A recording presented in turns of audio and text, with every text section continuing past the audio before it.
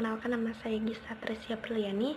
Di sini saya akan mereview jurnal hukum pidana yang berjudul Penerapan Prinsip Pembarengan Tindak Pidana Narkotika dan Tindak Pidana Pencucian Uang di Pengadilan Tinggi Aceh, yang ditulis oleh Sakafa Guraba Dahlan Sri Walni Rahayu, Universitas Syiah Kuala.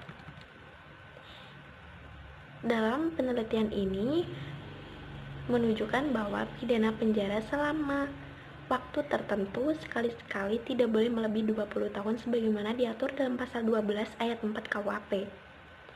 Aturan pembarengan tindak pidana diatur secara limitatif dalam pasal 63 sampai 70 KUHP.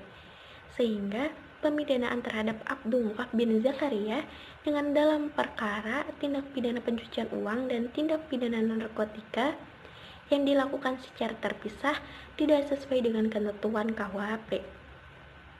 Penelitian ini bertujuan untuk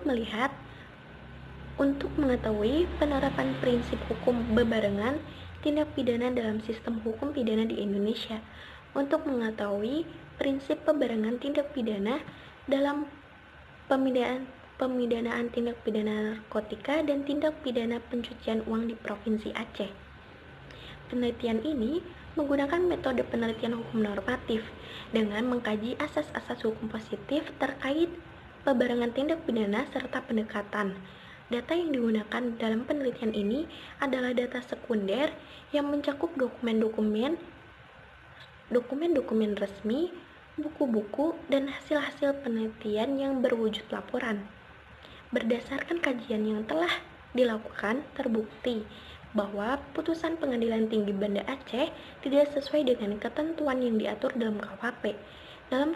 Dalam putusan tersebut, Abdullah bin Zakaria harus menjalani pidana penjara lebih dari 20 tahun. Oleh karena itu, diharapkan kepada pihak terkait yang termasuk dalam sistem peradilan pidana menerapkan ketentuan mengenai pembarengan tindak pidana dalam tindak pidana pencucian uang dan tindak pidana narkotika. Sekian review jurnal yang saya sampaikan, kurang lebihnya mohon maaf. Wabillahi taufiq wal hidayah. Wassalamualaikum warahmatullahi wabarakatuh.